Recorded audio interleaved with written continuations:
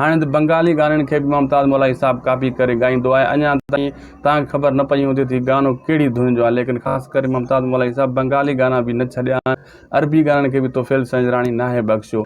अस्सलाम वालेकुम, मां आहियां शाहिद हुसैन खुसो, अवां ॾिसी रहिया आहियो शाहिद Khuso vlog YouTube channel. Mumtaz मौलाई साहब हुजे या शमन मिराली या जलाल चांडियो, मुख्तियार शीदी, जलाल जोगी, फ़ैज़ा अली, सिंध जा अलाए केतिरा फ़नकार जिन इंडिया खे कॉपी कयो, मतिलबु इंडिया जे धुननि खे कॉपी करे पंहिंजे नालो चमकायो ऐं हिते हाणे सिंध ते उहे राज करे रहिया आहिनि। को अहिड़ो गानो न आहे इंडिया में जिन सिंधी फ़नकारनि, हज़ारे सिंधी फ़नकारनि उन्हनि खे कॉपी न कयो हुजे। अॼु तव्हांखे ॿुधाईंदासीं त सिंध जा उहे कहिड़ा गाना आहिनि जेका इंडिया वारी कॉपी कया आहिनि।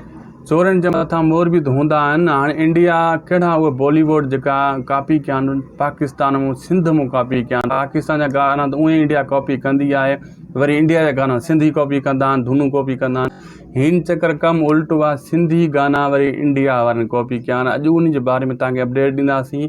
उहे टे कहिड़ा गाना मेन गाना आहिनि जेका इंडिया कॉपी करे पंहिंजी फिल्मुनि में लॻाए करे ऐं उन्हनि मां हज़ारे रुपया, लखे रुपया कमाया।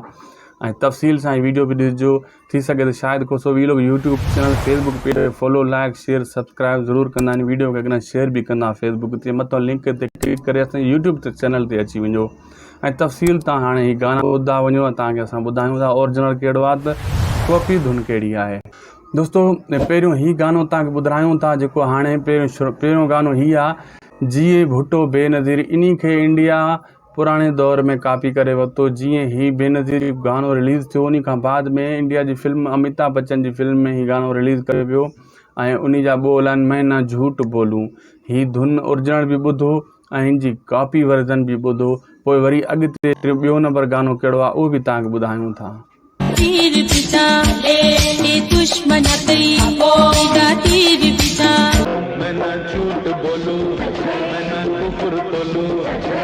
हीअ तव्हां ॿुधो हूंदो। हाणे ॿियो नंबर गानो कहिड़ो आहे जेको वरी इंडिया सिंधी गाने खे कॉपी कयो आहे, हीअ तव्हां ॿुधो पहिरियों।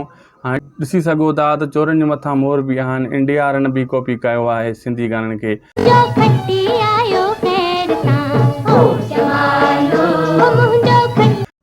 ऐं इंडिया इन खे बि कॉपी करे वरितो, तू तक तू तियां। तव्हां ॿुधो हूंदो इंडिया जो गानो।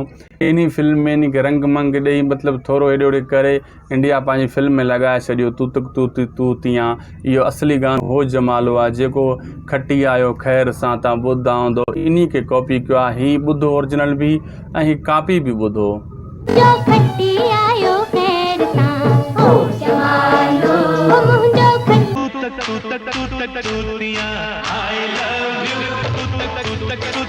हाणे टियों नंबर गाने जी तरफ़ हलूं था त टियों उहो कहिड़ो गानो आहे जेको इंडिया कॉपी कयो आहे, उहो आहे मुमताज़ लशारी साहब जो गीत आहे ऐं उन खे वरी इंडिया आमिर खान जी फिल्म में कॉपी करे बॉलीवुड में ठका कढाए धूम 3 में लॻाए छॾियऊं। हाणे तव्हांखे ॿुधायूं था पहिरियों उहो कहिड़ो आहे।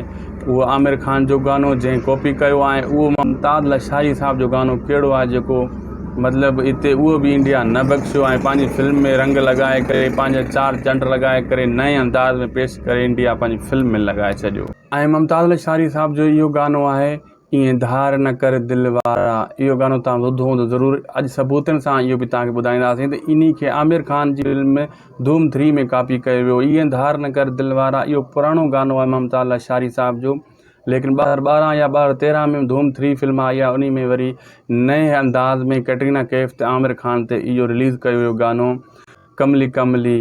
इहो कलाम तव्हां ॿुधो हूंदो, लेकिन तव्हांखे सम्झ में ईंदो हूंदो त कमली कमली त वर्ज़न अलॻि आहे, लेकिन तव्हांखे असां सबूतनि सां ॾेखारींदासीं इहा धुन कॉपी थियल आहे मुमताज़ लशारी साहब जी। ऐं इंडिया ईअं ई कंदो आहे, जंहिं धुन कॉपी कंदो आहे उन खे थोरो रंग मंग ॾेई थोरो चमकाए करे ऐं नए अंदाज़ में पेश कंदो आहे।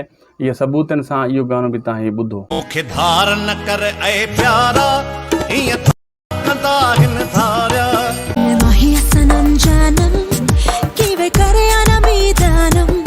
इहो गानो तव्हां ॿई ॾिठा, ॿई वर्जन, कॉपी बि ॾिठी, ओरिजिनल बि ॾिठो। हीअ 3 गाना ख़ासि करे असां तव्हांजे लाइ खणी आया हुआसीं। अगरि असांजी वीडियो ते सुठो रिस्पॉन्स मिले थो, अगरि तव्हांजे दोस्तनि खे हीअ वीडियो वणे थो, त अगरि लाइक व्यूज़ घणा अची विया त अॻिते इहो सिलसिलो रखंदासीं। सिंध जा पुराणे दौर खां वठी हर को कॉपी कंदो थो अचे। सिंधी गाना बि काफ़ी इंडिया कॉपी कया आहिनि, पंजाब वारनि कया आहिनि। हाणे वरी जेको आहे असांजा सिंधी वरी उन्हनि खे कॉपी करनि था, पंजाब वारनि खे, इंडिया वारनि खे। को सराइकी, को पंजाबी, को उर्दू गाने नाहे छॾियो असांजी सिंधी फ़नकारनि, सभई धुना कॉपी करे ठकागड़ लॻाए छॾियूं। हाणे त बंगाली गाननि खे बि मुमताज़ मौलवी साहब कॉपी करे ॻाईंदो आहे। अञा ताईं तव्हांखे ख़बर न पई हूंदी त गानो कहिड़ी धुन जो आहे, लेकिन ख़ासि करे मुमताज़ मौलवी साहब बंगाली गाना बि न छॾिया आहिनि। अरबी गाननि खे बि तोफ़ील संजराणी नाहे बख़्शियो, लेकिन सिंधी गाननि खे वरी इंडिया कॉपी करे रही थी हर चकर। हिन वीडियो ते अगरि तव्हांजी सुठी मोट मिली त इनशाला असां नेक्स्ट वीडियो वरी खणी ईंदासीं तव्हांजे लाइ, ऐं उन में वरी पुराणा गाना जेका कॉपी इंडिया कया आहिनि उहे जेको आहे तव्हांजे साम्हूं रखंदासीं। असांखे ॾींदा इजाज़त, मिलंदासीं नेक्स्ट वीडियो में। ख़ुदा हाफ़िज़।